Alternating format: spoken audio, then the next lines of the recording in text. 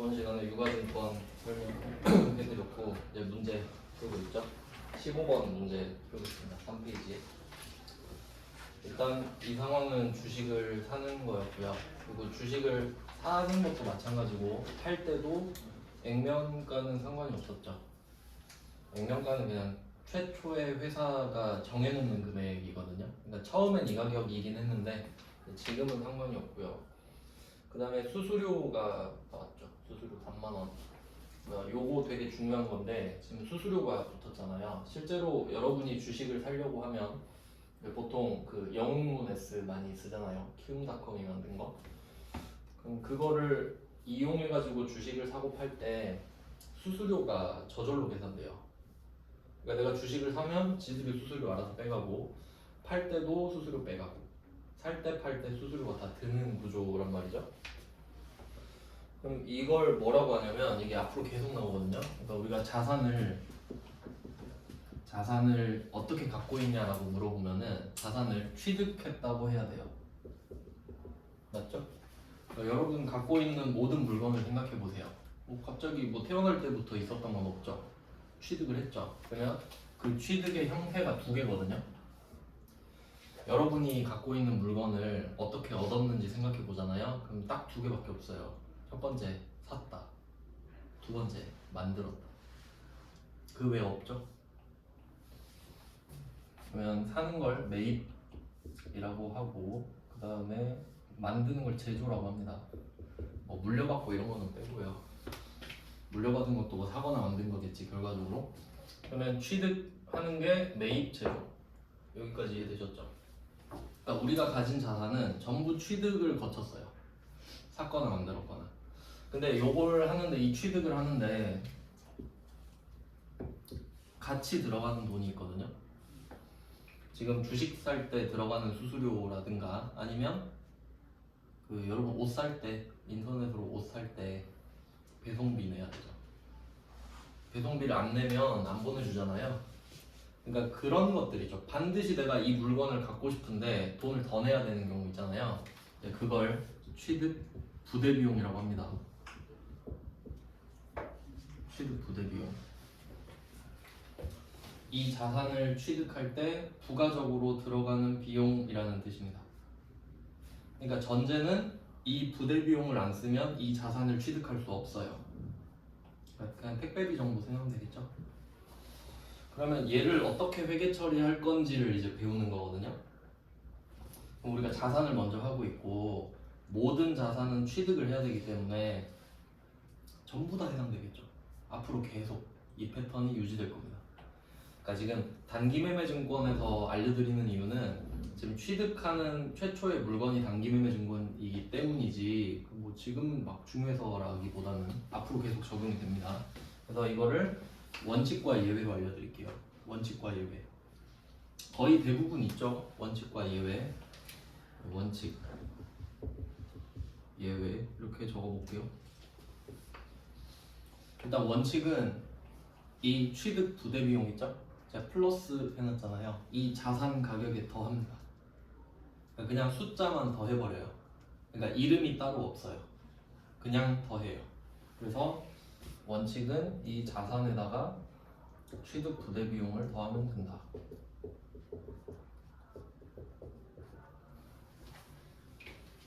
결과적으로 쉽죠. 더하면 되니까 이름을 따로 생각할 필요도 없고요. 그냥 뭐 더하면 된대.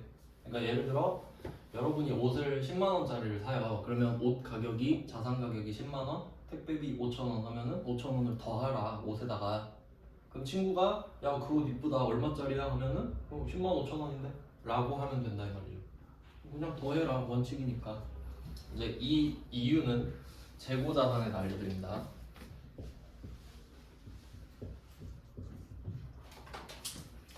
일단 뭐 그러라고 하니까 그러는데 사실 저는 그 처음에 회계 배울 때 이거 납득이 안 갔거든요.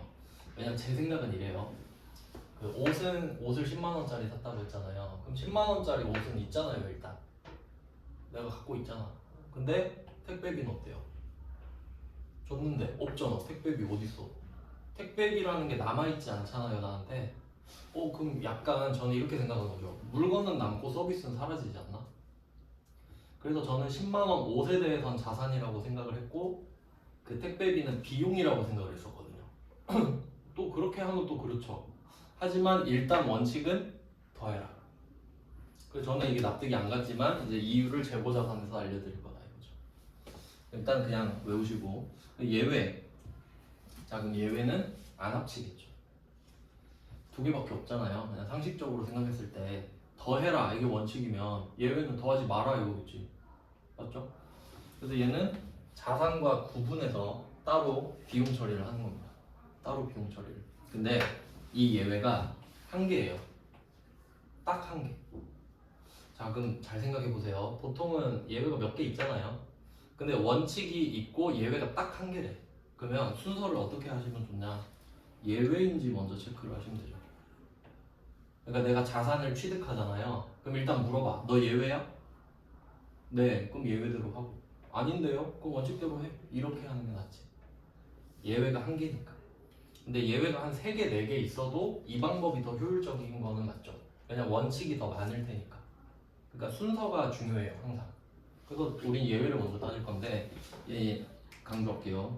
유일합니다. 유일한. 오직 유 하나 일.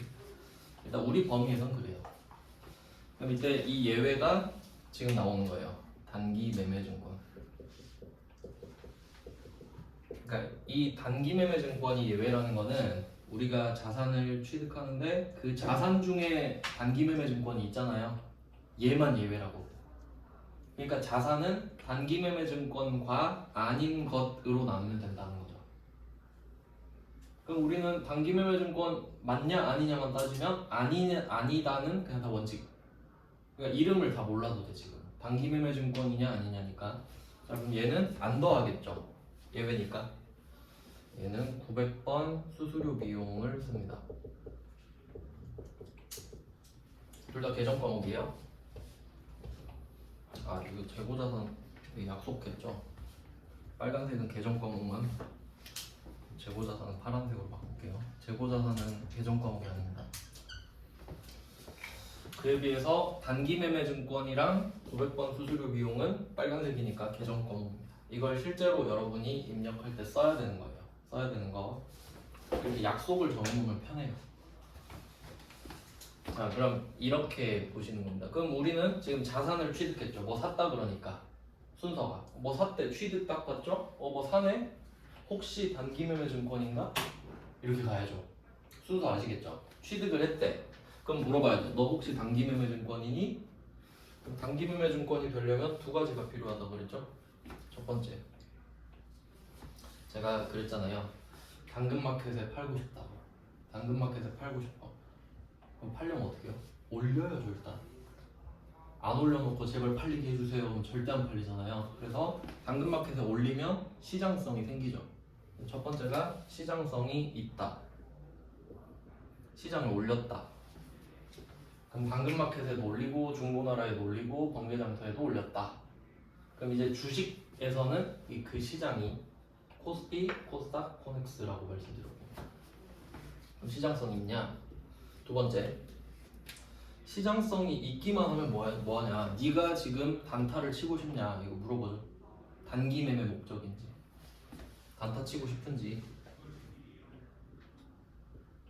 단기 매매 목적도 맞는지 이 두 개를 체크해서 네가 이 둘 다 해당이 된다면 그때 단기 매매 증권이라고 이름을 지어라 라고 했거든요. 그러니까 순서가 취득을 했다. 두 번째, 혹시 단기 매매 증권인가? 그럼 이거 바로 알고리즘을 꽂아 넣어야겠죠. 이 두 개를 비교를 하는 거예요. 그래서 15번 문제는 주식을 샀으니까 이제 주식이랑 채권은 단기 매매 증권 후보가 되잖아요. 될 수 있으니까 혹시 시장성 있나? 시장성 있대. 있죠? 시장성 있. 그 다음에 혹시 단타? 단기 시세 차익 목적 딱 나왔죠. 그럼 둘 다 되네. 그러면 얘는 단기 매매 증권 맞죠? 그럼 이제 예외인 거야 얘. 이 순서대로 가야 돼요. 되는 대로 푸는 게 아니라 항상 이 알고리즘을 거치셔야 돼요. 그럼 얘는 수수료가 뭡니까? 900번 수수료 비용이에요. 단기 매매 증권이니까. 맞죠?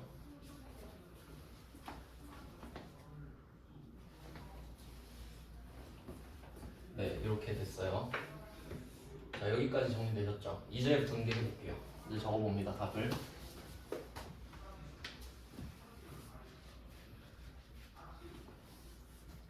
자, 그럼 일단 차변부터 적을게요. 차변에 단기 매매증권 90만 원 자산입니다.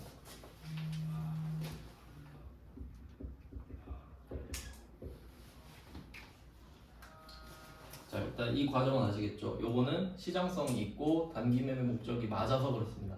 단기 매매 증권이 됐어요. 자, 그 다음에 얼마 썼는지 한번 볼까요? 우리가 90만 원 주고 사긴 했는데 돈이 93만 원 나갔죠. 실제로 93만 원이 나가겠지. 그럼 이게 보통 예금 써 있죠. 얘도 계정 과목이거든요. 그러니까 이게 그 여러분 입출금 통장이라고 생각하면 돼요. 자유 입출금 통장, 카카오뱅크. 여기서는 그 영웅문 그 계좌겠죠. 자, 보통 예금 93만 원. 자, 보통 예금도 자산인데 이 자산을 오른쪽에 썼잖아요. 그래서 자산의 감소예요. 왼쪽은 자산 증가, 오른쪽 자산 감소죠. 자산의 감소. 그러면 여기까지 됐으면 93만 원을 썼으면 93만 원짜리가 들어와야 맞잖아요. 근데 얘는 예외라고 그랬죠. 예외. 그럼 3만 원은 수수료 비용으로 써라. 근데 900이 붙어 있죠. 900. 이 900은 900 중요하거든요. 영업 외 비용입니다. 영업 외 비용. 영업이랑 상관 없는 거다. 이렇게 봐야 되거든요. 그 저번에 그거 알려드렸는데 비용이 3개가 있다. 영업 비용 그리고 영업 외 비용. 이렇게 알려드렸거든요. 그러니까 비용은 수익을 위해 쓴 돈입니다. 그러니까 우리가 돈을 벌기 위해 쓴 돈이어야 합니다. 비용이 되려면. 그럼 영업 비용, 영업 외 비용이 있는데 이제 영업 비용은 또 2개로 나눴죠. 500번 제조 원가. 정확히 말하면 제조 원가가 아니라 그 뒤에 매출 원가인데 그냥 지금은 그렇게 알아도 된다고 말씀을 드렸고, 그 다음에 800번 판매비와 관리비, 판관비라고 합니다. 줄여서 판매비와 관리비. 그 다음에 900번이면 그냥 900번 영업의 비용. 이렇게 해야 되거든요. 그러면 비용은 소속이 3개다. 돈을 쓸 수 있는 곳이 3군데다. 공장, 본사, 아니면 아예 상관없는 거. 이렇게 3개로 나누는데, 근데 지금 상황을 생각해 보면 주식 사고 있잖아요. 일단 전제가 있는데 그 전산회계 1급 같은 경우는 전제가 제조업입니다. 우리 제조업이에요. 제조업. 삼성전자, 현대자동차. 재료를 사다가 만들어 파는 회사. 왜냐면 제조업이랑 좀 대조가 되는 게 도소매업이라고 있는데, 도소매업, 도매업, 소매업. 물건을 떼다 파는 게 도소매업이죠. 그러니까 도소매는 물건을 만들지 않잖아요.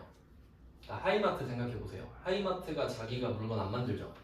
그러니까 그거는 유통업이라고 하잖아요, 보통. 그러니까 도소매업이고, 근데 삼성전자는 자기가 갤럭시를 만들잖아요. 그 정도 차이가 있어요. 우리는 제조업. 그러면 제조업은 원재료를 사서 제품을 만들어 팔면 되잖아요. 근데 남의 회사 주식을 사고 있는 거예요, 지금.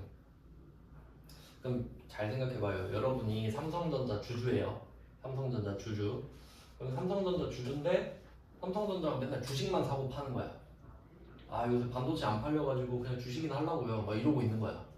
여러분 보기 어때요? 이거 뭐 하는 거지? 좀 이런 느낌이죠. 아니, 그럴 거면 내가 증권회사 주식을 사지 삼성전자 주식을 왜 사겠냐고요. 그러니까 삼성전자가 남의 주식을 사도 되긴 되는데 그게 우리 그 본업과는 관련이 없죠.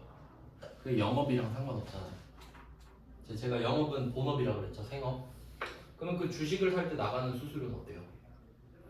영업이랑 상관없잖아요. 영업 외 비용. 특히 수수료 비용 같은 경우는 검색을 딱 수수료 치잖아요. 그럼 500, 800, 900 이렇게 3개 나와요. 그러니까 제가 더 강조하는 겁니다. 수수료는 900이라고. 여기서 만약에 제가 그냥 수수료예요 이렇게 하면은 진짜 완전 사기꾼입니다. 수수료 지금 3개 나오는데 그럼 셋 중에 찍으라고? 그럼 안 되잖아요. 900입니다. 우리 영업이랑 상관없어서 그래요. 그럼 수수료는 다 900이냐? 그럼 안 되지 또. 상관 있는 수수료도 있겠지. 제조랑 상관 있는 수수료도 있겠죠. 판매랑 관련 있는 수수료도 있겠죠. 근데 지금은 아니잖아요. 그러니까 결과적으로 단기 매매 증권 살 때 드는 수수료는 영업과 관련이 절대 없죠. 절대로. 근데 만약에 우리가 증권회사잖아요. 증권회사면 이 수수료가 영업비용이죠. 증권회사는 주식을 사고 파는 게 일이니까 그렇게 바뀌는 거예요. 아시겠죠? 네, 그래서 이 3만 원은 수수료 비용으로 처리합니다. 900번 이거 중요해요. 900번 9라고만 쓰셔도 되고 수수료 비용 3만 원. 네, 이렇게 비용.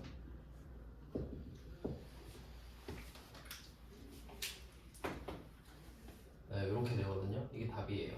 15번 문제 답. 그럼 지금 우리가 2가지 유형의 문제를 봤거든요. 그래서 한번 계속 복습하면서 갈게요. 우리 처음에 배웠던 게 현금 과부족이다. 현금 과부족. 그리고 지금 푼 게 단기 매매 증권이잖아요. 근데 풀었을 때 좀 알고리즘을 생각해 보세요. 우리 똑같이 접근했는지.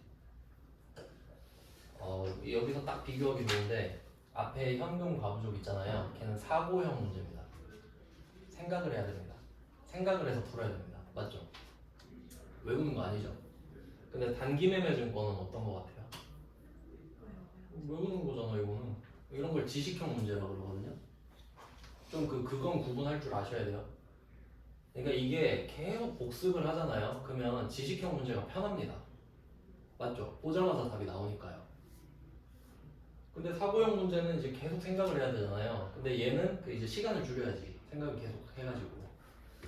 운동선수들도 계속 연습하면은 원래 반응이 뇌를 거쳤다 몸으로 가잖아요. 그냥 바로 가잖아요. 계속 연습하면. 그런 식으로. 그러니까 이게 어떤 유형인지도 생각하시면 좋죠. 그러니까 내가 사고형에 강한지, 지식형에 강한지도 판단하면 시험에 유리하잖아요. 그러니까 마지막에 고르는 거지. 난 사고형이 죽어도 안 된다. 그럼 사고형은 제껴야겠다. 이해되셨죠? 무슨 말인지. 그러니까 막 하면 안 된다는 거죠. 막 하면 모든 일이 그렇잖아요. 모든 일이. 그 다음에 16번. 15번이랑 16번은 똑같은 문제입니다. 똑같은 문제예요. 이런 건 2개 연결해 두시면 되고요. 표시를 잘 하셔야 돼요. 제가 뭐 비교된다 이렇게 말할 때도 있고 똑같은 문제다 말할 때도 있거든요. 그러면 이제 또 생각을 해보시는 거죠. 왜 내가 똑같은 문제를 2개를 넣었을까? 쓸데없이 그러진 않았겠죠. 한 문제로는 약간 보완이 안 되니까. 자, 그럼 16번 바로 볼게요. 자, 그럼 알고리즘 알려드렸죠. 첫 번째 샀다, 취득했대요. 구입했다 그러죠. 근데 또 여긴 구입인데요. 막 이러고 있으면 안 되죠. 그러니까 방향을 생각하셔야 돼요. 회계는 진짜 간단해요. 그러니까 좀 덩어리로 생각해봐요. 덩어리로. 다 외우려 하지 말고 내가 A잖아요. 그러면 물건이 나한테 들어오는지 물건이 나한테서 나가는지만 알면 끝나요. 맞죠? 그 외에 뭐가 있어? 물건이 들어왔다, 물건이 나갔다밖에 없죠. 그럼 이 2개밖에 없다는 거 이해하셨죠? 그 다음에 또 생각해봐요. 물건이 들어오면 돈은 어떻게 돼요? 돈은 나가겠지. 물건이 들어오는데 돈도 들어오나요? 그럴 리 없지. 그럼 물건이 나가면 어떻게 돼요? 돈이 들어오겠잖아요. 이게 끝이에요. 이걸 이해하고 있으면은 이 안에서 끝나잖아요. 그럼 그냥 샀다 팔았다밖에 이야기 안 할 거 아닙니까? 그러니까 보니까 이거는 샀네, 들어왔네, 구입이니까. 맞죠? 그럼 돈은 나가겠지. 물건 들어왔으니까 돈 나가고. 방향 잡았죠? 근데 이게 혹시 단기 매매 증권인가? 딱 본 거죠. 키워드 찾아볼까요? 단기 매매 차익. 이게 15번에서 뭐죠? 단기 시세 차익 목적이죠. 단기 매매 차익 목적. 이 정도는 이해되시죠? 똑같은 거 아시겠죠? 그러니까 우리는 토씨 하나에 목숨 거는 게 아니라는 걸 아셔야 돼요. 이게 좀 약간 느낌 방향이구나. 그 다음에 15번에서 시장성이 있다고 그랬잖아요. 사실 이게 더 중요하거든요. 왜냐면 단기 매매 목적은 의도잖아요. 근데 의도는 바꿀 수 있지 금방. 내가 이거 했다가 그냥 장기 투자할래 이럴 수 있죠. 근데 상장, 그러니까 시장이 올라갔다는 거는 상태잖아요. 상태는 내가 못 바꾸지. 자 그럼 16번은 뭐라고 나오죠? 상장회사. 상장회사. 그러니까 이런 게 패러프레이징이 돼야 된다는 거지. 그러니까 시장성이 있다라고 외워버리면 상장? 시장성이 있는 게 아니네 이래버리면 안 돼요. 상장이란 말 자체가 시장에 올렸단 말인데 시장에 올린 이유가 뭐겠어요? 여러분이 팔고 싶은 물건이 있어가지고 말바구 시장에 갖고 간 거예요. 팔고 싶으니까 갖고 갔죠. 그럼 여러분이 시장에 갖고 갔으니까 이건 팔릴 수 있는 거잖아요. 시장성이 있는 거지. 이 정도 이해하셔야 돼요. 혹시 해서 넣은 겁니다. 이렇게 시장성이 있다랑 상장회사랑 같은 말. 그럼 시장성이 없다랑 비상장회사는 같은 말 되겠죠. 근데 뭐 이거는 암기 이해 모르겠네요. 뭐 본인에 좀 따라서 하시면 되겠고요. 자 그러면 이제 단기 매매 증권 확정됐죠. 16번. 그럼 얘도 단기 매매 증권 맞잖아요.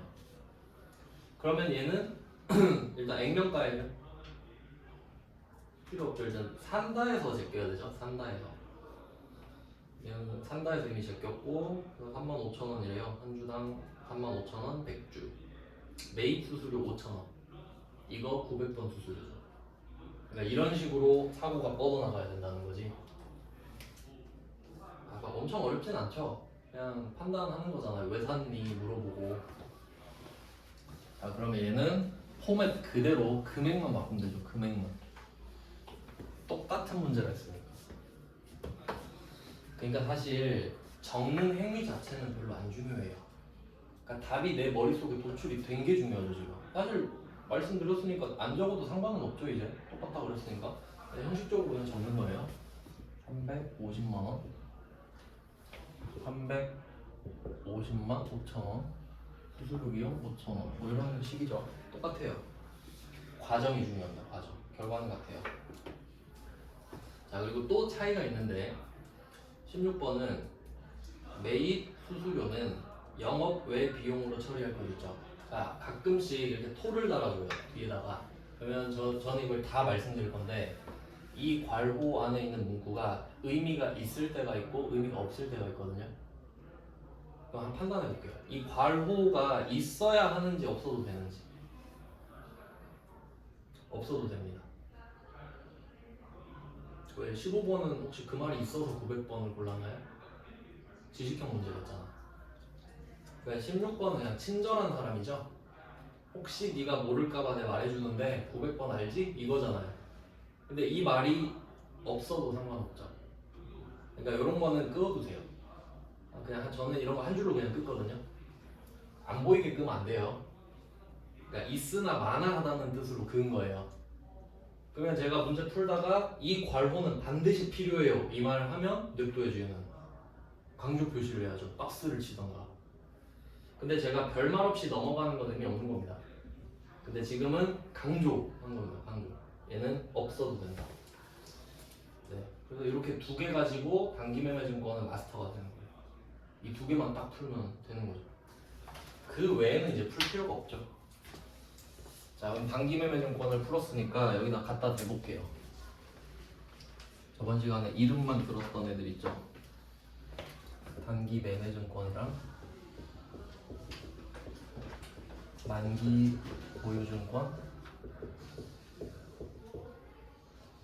매도 가능 증권 이렇게 3총사가 있어요. 이 세 개는 세트로 외우셔야 되는데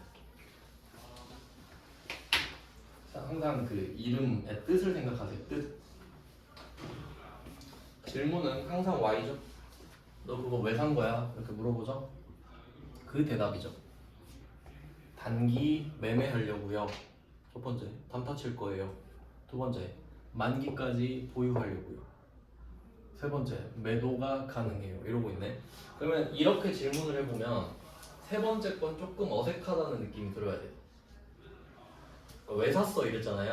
야, 너 그거 왜 샀어? 단기 매매하려고요. 만기 보유하려고요. 이건 괜찮죠? 근데 너 왜 샀어? 이거 매도 가능해요. 좀 어색하지 않나? 어색하잖아요. 야, 너 그거 왜 갖고 있어? 이건 매도가 가능해. 좀 약간 덜 떨어져 보이죠? 그리고 잘 생각해보면 여러분 갖고 있는 모든 자산이 있죠. 여러분 갖고 있는 모든 물건 팔 수 있죠. 그러니까 여러분 쓰는 휴대폰도 팔 수 있는 거 아니에요? 근데 안 파는 거죠. 근데 내가 굳이 친구한테 야 이거 팔 수 있는 휴대폰인데 안 팔고 있다? 뭐 이런 말 한 적 있어요? 없죠.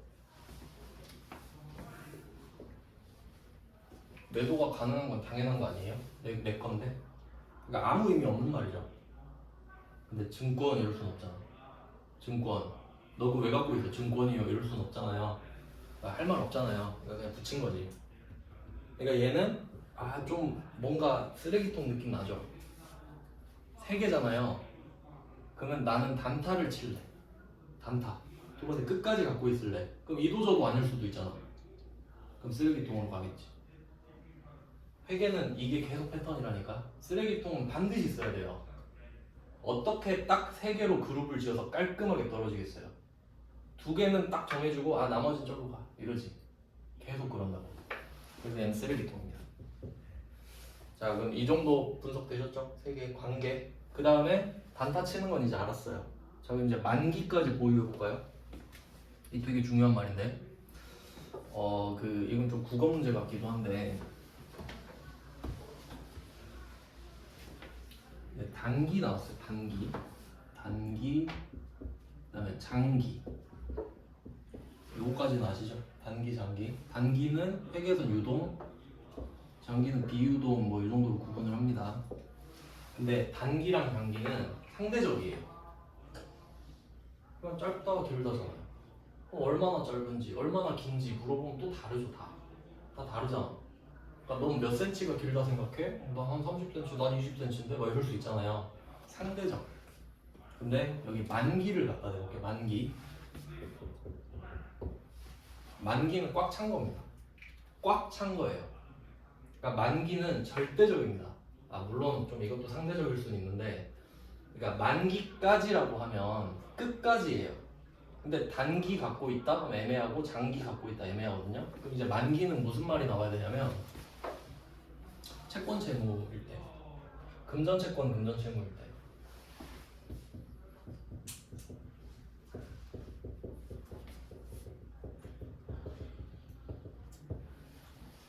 자, 금전 채권 금전 채무. 그러니까 여러분이 철수한테 돈을 빌려줬습니다. 철수한테 돈을 빌려주면서 이제 정해야 될 게 있죠. 첫 번째 금액, 두 번째 날짜. 언제 갚을래? 날짜 없으면 그냥 주는 거죠. 맞잖아요. 그러니까 만기라는 말이 나오면은 금전채권이라고. 맞죠? 돈을 빌려주고 빌려받아야 만기가 있으니까. 근데 그 만기가 단기일 수도 있고 장기일 수도 있는 거죠. 맞죠? 그러니까 내가 철수한테 돈을 빌려줬는데 야 너 내년까지 갚아. 그럼 단기죠. 만기가 단기인 거죠. 단기가 만기인 거고. 야 그냥 내후년에 갚아 하면 만기가 장기죠. 이런 느낌이라고. 이해됐죠? 그러면 우리가 지분증권이랑 채무증권을 배웠잖아요. 지분증권은 특정 회사 주식을 사는 게 투자하는 거랬죠. 그러니까 여러분이 삼성전자 주식을 하나를 사면은 삼성전자 그 본사의 흙 한 1g 정도 여러분 거예요. 그 정도 여러분 거예요. 한 개 살 때마다. 그러면 내가 투자를 한 건데 근데 그러다 마음에 안 들면 어떡해요? 이 주식? 팔면 되죠. 그럼 이 주식은 소유권의 개념이죠. 소유권은 갖는다 안 갖는다죠. 내가 마음에 들면 갖는 거고 싫으면 파는 거고 안 갖고 있는 거고. 그럼 주식은 만기라는 개념이 있나요? 없지. 그러니까 이건 상식의 문제인 거예요. 그러니까 내가 주식을 샀는데 만기 보유증권으로 분류할 수 있을까요? 안 되죠. 그럼 역으로 생각해봐요. 우리 회사에 만기 보유증권이란 게 있는 거야. 그럼 얘는 주식은 아니지. 이해되셨죠? 주식은 만기가 없잖아요. 이런 건 상식의 범주라는 거지. 그럼 얘는 주식을 샀을 땐 안 되겠네요. 근데 우리 지금 주식 사고 있죠. 그럼 얘는 후보에서 제껴야지 일단. 맞죠? 자, 그러면 또 이런 이슈가 있어요. 지금 단기 매매 증권이 되려면 두 가지 조건이 필요하다 했죠. 시장성이 있어야 된다. 단타 목적이어야 된다. 근데 내가 둘 중에 하나가 아니면 어떡하지? 혹시 단타를 치고 싶거든요. 아 빨리 팔고 싶어요. 빨리 팔고 싶은데 당근마켓에 안 올렸어. 그럴 수도 있죠. 아 팔아야 되는데 근데 귀찮네 이럴 수 있죠. 그럼 이게 단기 매매가 가능해요? 안 되죠. 그럼 저 셋 중에 뭘까? 이거 초등학생도 맞히겠다. 그쵸? 아니까 말 안 하는 거죠? 너무 당연해서. 매도 가능 증권이잖아요. 쓰레기통이잖아요. 이도 저도 아니죠. 그럼 일로 들어간다고. 그러니까 이거 되게 중요한 문제가 생기잖아요.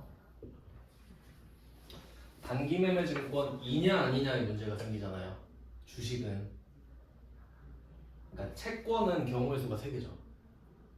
채권은 단타 칠 수도 있어요. 채권도 좀 어렵긴 하지만 끝까지 갖고 있을 수도 있지. 채권은.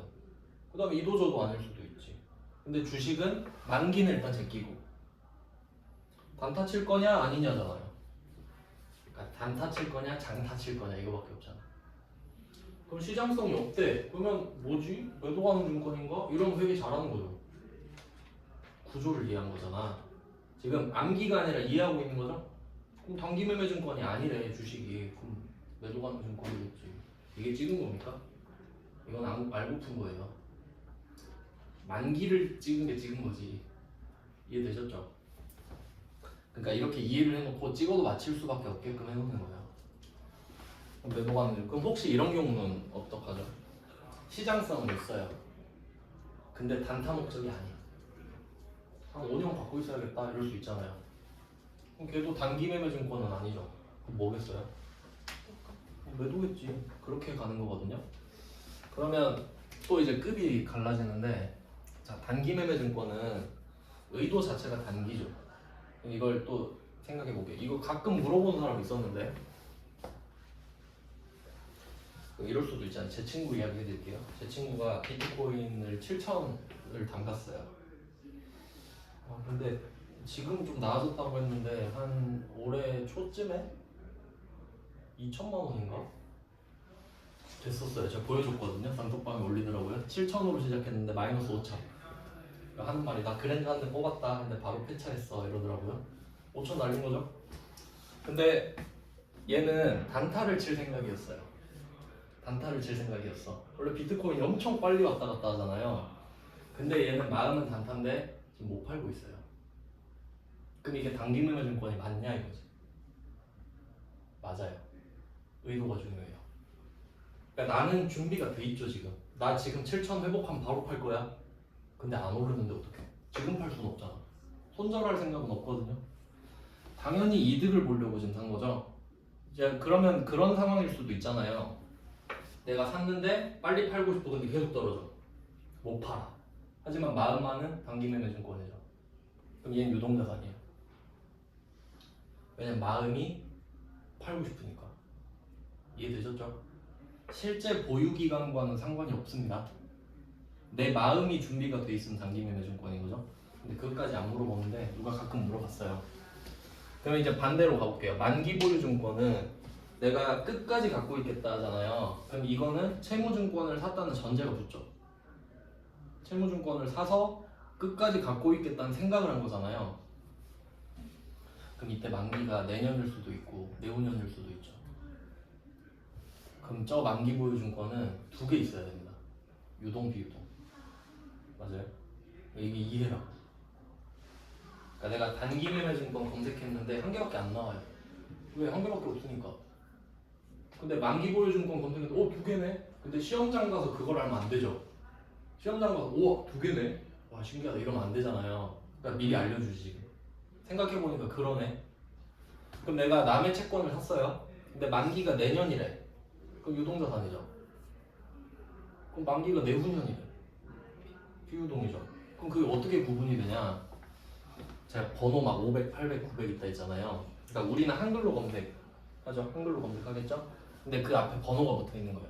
그러니까 우리가 번호를 외울 필요는 없죠. 하지만 500, 800, 900 정도는 외워야죠. 막 589 이 정도는 아니지만.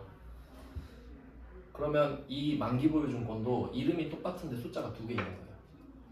그렇겠지. 이름을 다르게 할 수는 없으니까. 근데 숫자는 다르게 할 수 있잖아요. 그럼 잘 생각해 보세요. 이 숫자를 외워야 될까? 여러분 숫자가 2개 있으면요, 한 개는 작고 한 개는 크죠. 그냥 작다 크다로 외우시면 되지.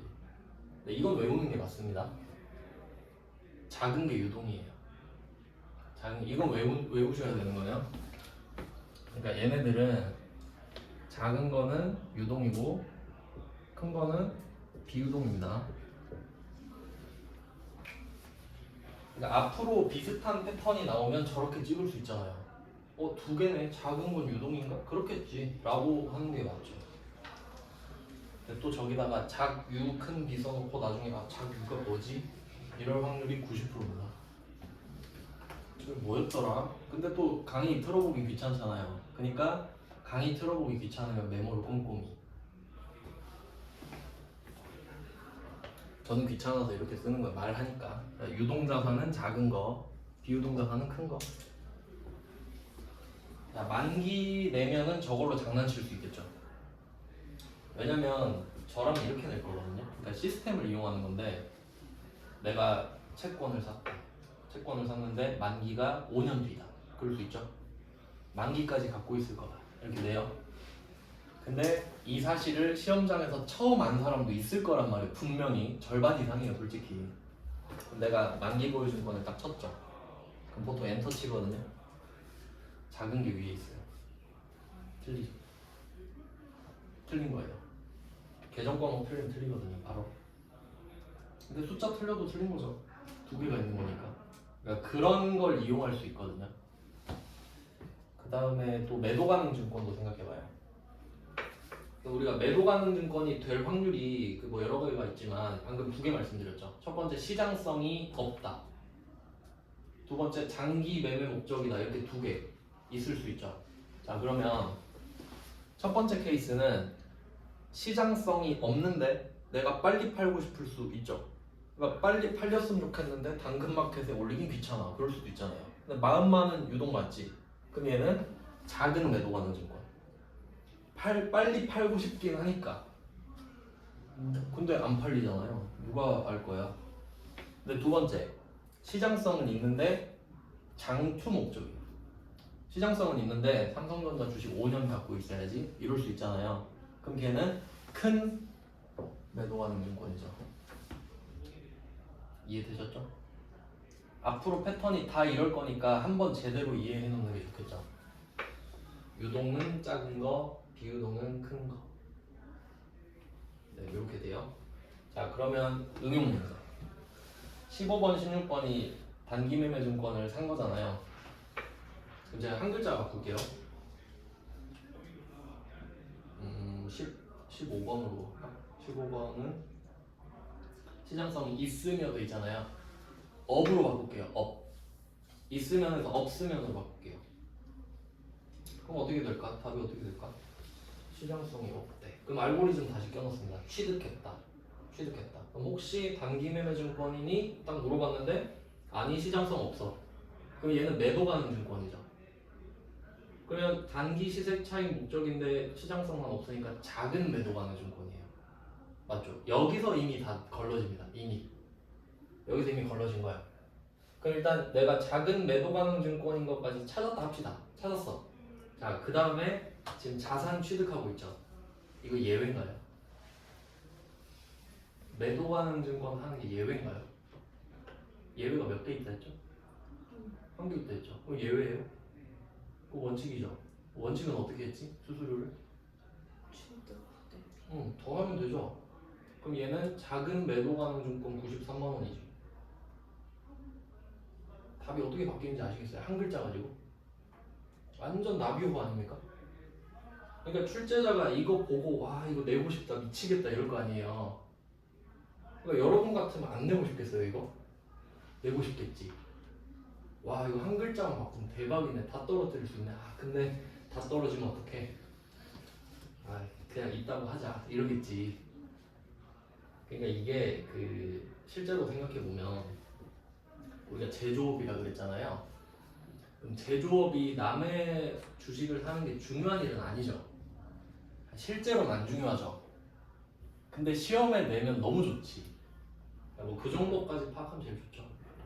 실제로는 별로 안 중요하지만 시험 내기 좋겠구나. 어쩔 수 없지 뭐 이런 느낌으로.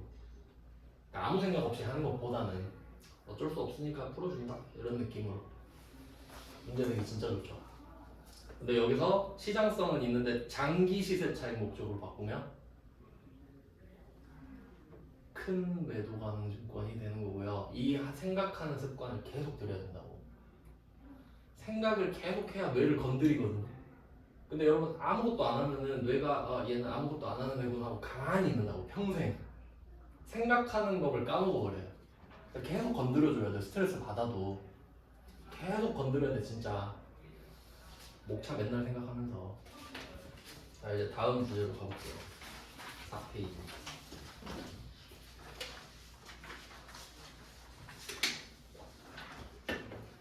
자 이거는 좀 분류를 하겠습니다. 방금 두 문제는 취득인 거 아시겠죠? 취득. 단기 매매는 취득. 맞죠? 두 개. 그럼 경계선 같은 거 좀 끄시면 좋죠. 저 같으면은 16번 밑에다가 한 줄을 그어놓고 17번 위에다가도 한 줄을 그어놓을 것 같네요. 무슨 뜻인지 아시겠죠? 주제가 바뀌었다는 뜻이지. 저는 그 기억력이 안 좋기 때문에 반드시 그렇게 합니다. 근데 저는 지금 아니까 그냥 말씀드리는데 그렇게 할 것 같다고. 제가 강의를 하면서 느끼는 게 진짜 떠먹여줘야 되더라고요.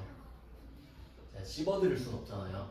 씹어서 주면 좀 그렇잖아요. 그러니까 떠먹여드리기까지는 할게요. 무슨 말인지 아시겠죠? 그러니까 제가 시키는 대로만 해도 반은 갈 것이다. 그럼 이제 17번부터는 주제가 바뀌는데 어디까지냐면 21번까지예요. 그러니까 21번 밑에다 경계선을, 그러니까 정확히는 22번 위에다 하면 되겠죠. 22번 위에다가 딱 표시를 해두시고 확인만 하고 좀 쉴게요. 자 그럼 22번이 바뀌는 거니까 여기서 키워드는 매각입니다. 22번은 매각.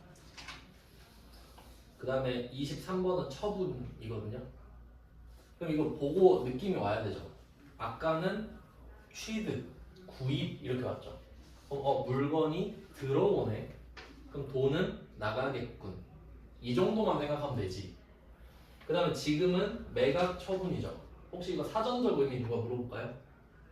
안 물어보겠지. 물건이 들어오는지 나가는지 물어보는 거죠. 그럼 이거 나가는 거죠. 그럼 돈 들어오겠죠. 그러니까 생각을 해보세요. 샀으니까 팔 수 있죠. 그러니까 취득 후에 처분이 와야 되는 거 맞잖아요. 이거 상식적인 거 맞죠? 그럼 그 사이에 있는 애는 뭐냐? 자, 17번은 기말, 그죠? 기말. 18번도 기말. 이런 키워드들 있죠. 17번에 기말 있고 18번도 기말. 이거 현금 과부족에서 많이 봤잖아요. 그 다음에 19번 결산일. 그 다음에 20번 얘는 뭐 아무 말도 없나? 결산일 있네요. 두 번째 줄에 세무 1급이라서 결산일. 그 다음에 21번 당기말. 당기 해당 기간의 말일. 느낌이 좀 오나요? 12월 31일이네. 중요한 날이죠. 자, 12월 31일 되면 보고해야 되죠. 그러면 만약에 이런 느낌이에요. 여러분이 주식을 10만 원에 샀어요. 10만 원에. 그럼 10만 원 이렇게 적었겠죠. 10만 원에 샀으니까. 근데 12월 31일이 된 거예요. 시간이 지나서. 근데 내가 이걸 보고해줘야 돼. 보고. 근데 오늘 이 주식이 11만 원이에요. 시장 가보니까. 근데 나는 10만 원에 샀으니까 10만 원 적어놨잖아요. 그럼 이 상태로 보고한다 합시다. 거짓말. 거짓말 아니에요? 12월 31일에 보고를 하는데 옛날 가격 써서 보고하면 안 되지 않아요? 적어도 보고하는 날의 가격으로 보고하는 게 맞지 않아요? 적어도? 맞죠? 상식적으로. 그러니까 우리가 지금 12월 31일 하면은 딱 이것만 생각하시면 돼요. 12월 31일이 뭐예요? 하면은 딱 한마디 업데이트. 업데이트 하세요. 오늘 걸로 다 바꾸세요 이거거든요. 그러니까 12월 31일에 12월 31일 걸로 다 바꾸는 게 결산이에요. 근데 너무 상식적이죠. 그럼 100년 전에 산 건 100년 전의 가격으로 보고요? 아니잖아. 오늘의 가격은 이렇습니다. 그래야 차이가 있죠. 시가 기준으로 가지. 그러니까 이거를 평가라고 합니다. 가격을 업데이트하는 거예요. 평가. 그래서 이 사이에는 평가가 있죠. 그러니까 우리가 근데 이게 회계에서만 이게 평가, 뭐 결산 이런 말을 하는데 그냥 상식적으로 생각해 볼게요. 여러분이 주식을 10만 원 샀잖아요. 여러분은 주식 평가를 실시간으로 할 겁니다. 맞죠? 맨날 보고 있죠. 보느라 그런 경우 많았잖아요. 맨날 화장실 가서 이거 보다가 쫓겨난 사람도 있고 그런 사람 몇몇 봤지. 그런 사람도 있죠. 맨날 보고 있는 사람도 있잖아요. 뭐 본다고 모르나? 그럼 그게 평가거든요. 근데 우리는 12월 31일에 딱 한 번만 한다고. 알겠죠? 무슨 말인지? 그러니까 결론은 단기매매증권 딱 떠올리면 세 가지 이슈가 나와야 된다. 취득, 평가, 처분. 맞죠? 이게 그 머릿속에 그려져야 돼요. 사고, 못 팔았을 때는 12월 31일을 와서 평가를 하겠구나. 근데 평가는 사실 맨날 하지만 얘네들은 깔끔하게 하루만. 그 다음에 처분을 할 수 있겠다. 그러면 이렇게 요약을 할 수 있거든요. 제가 그 일부러 좀 쉬는 시간을 다른 반이랑 다르게 하려고 좀 더 할게요. 그게 좀 편하지 않나요? 다른 사람들 마주치면 좀 민망해가지고 할 말 없는데 저 스몰 토크를 좀 싫어해가지고 말 걸면 좀 원래 제가 반팔 입고 다니거든요. 여기 더워가지고. 근데 반팔을 안 입는 이유가 안 추우세요?를 물어본단 말이에요. 대답하기 싫어서 긴팔 입어요. 땀 뻘뻘 흘리면서. 뭐 여러분한테는 아니에요. 그 여러분은 그 제가 그 직업적인 거니까 물어보면 알려드리는데 그 쓸데없는 말 하는 걸 싫어해가지고. 그러면 단기매매증권 하면 취득, 평가, 처분 3단계 있죠. 자, 이렇게 머릿속에 그려졌죠. 자, 그리고 생각을 해요. 내가 단기매매증권을 샀잖아요. 취득. 그러면 이 뒤에 평가랑 처분이 반드시 있을까요? 반드시? 죽어도 평가가 있을까? 무조건? 평가는 있을 수도 있고 없을 수도 있죠. 왜? 내가 12월 31일 전에 팔 수도 있으니까. 맞죠? 얘는 있을 수도 없을 수도 있겠다. 이해되고 있죠 지금? 이렇게 공부 안 하면 회계는 진짜 아무것도 안 돼요. 자, 그 다음에 처분은? 자, 생각해보세요. 반드시 처분할까요? 이거? 반드시 처분할까?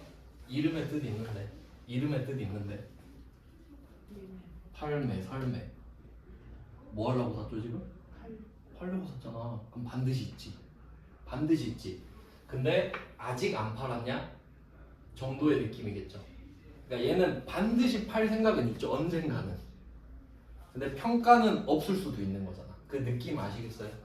그러니까 처분은 있는 거잖아요. 그러니까 이런 느낌으로 봐야지. 맞죠? 그러면 다른 애들도 미리 한번 생각해 볼까요? 만기 보유증권이랑 만기 보유증권 취득하겠죠 얘도? 자, 그럼 이거 팔가 생각해보게. 팔가. 팔가. 자, 이름의 뜻 있죠? 우리 언제까지 보유하죠? 만기까지는 끝까지죠. 그럼 끝까지 보유하겠다는 소리는, 그러니까 이거 잘 생각해야 돼요. 이거 좀 중요한 말인데, 채권을 발행했다 이 말이죠. 아무 생각 안 드시죠? 제가 채권이 차용증서라고 했던 거 기억나요?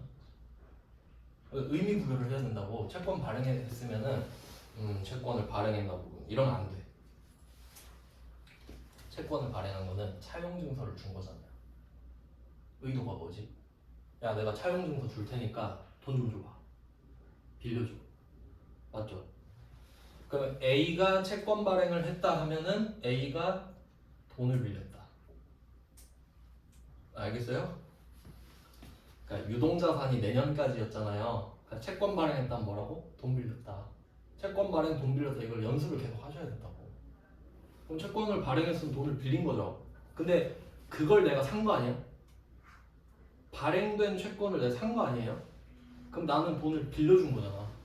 그 차용증서를 사가지고 돈 준 거잖아요. 이해됐지? 그럼 채권을 산 거는, 얘를 산 거는 내가 돈을 빌려준 거야.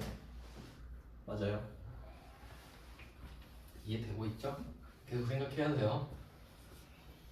보통 수업을 그 리스닝을 하셔야 되는데 히어링을 하시더라고요. 그냥 이렇게. 자, 그러면 만기 보유증권을 취득한 건 돈을 빌려준 겁니다. 그럼 내가 이거를 산 이유가 뭐야? 끝까지 기다리려고죠. 그럼 끝까지 기다리면 뭐가 오죠? 원금이 오잖아. 돈을 왜 빌려줬는데요? 돈 받으려고 빌려줬지.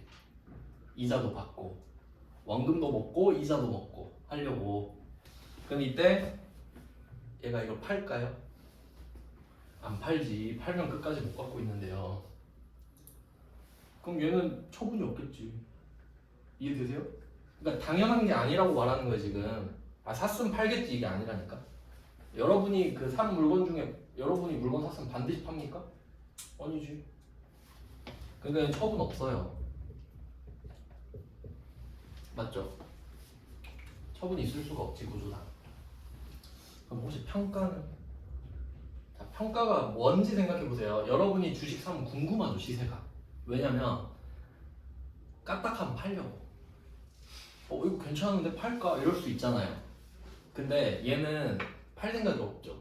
그럼 혹시 보고 있을까? 안 보죠.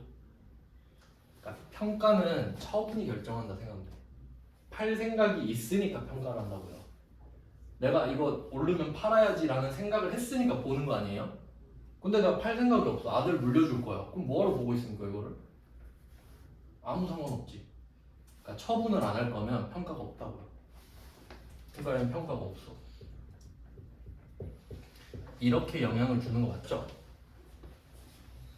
요거를 이제 외우면 힘들어지겠지.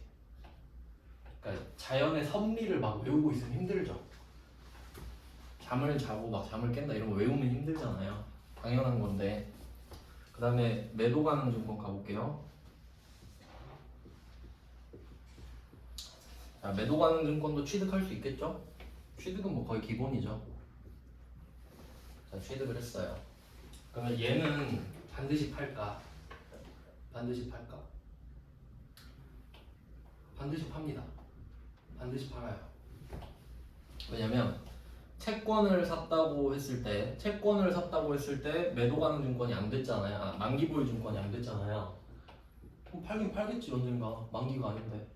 맞죠? 5년짜리인데 4년 만에 팔 수도 있는 거잖아요. 그럼 그건 만기는 아니지. 그럼 판단 소리예요. 그리고 또 주식을 샀어요.